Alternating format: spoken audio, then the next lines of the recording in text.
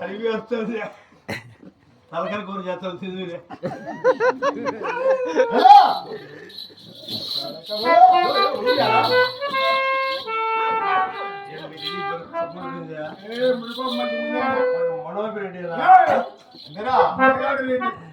మటగాడు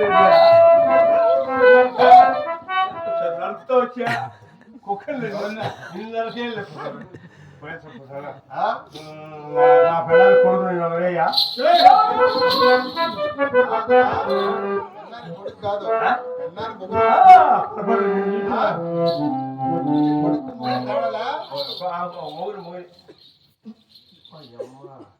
వడలు ఎక్కువ పిస్తాను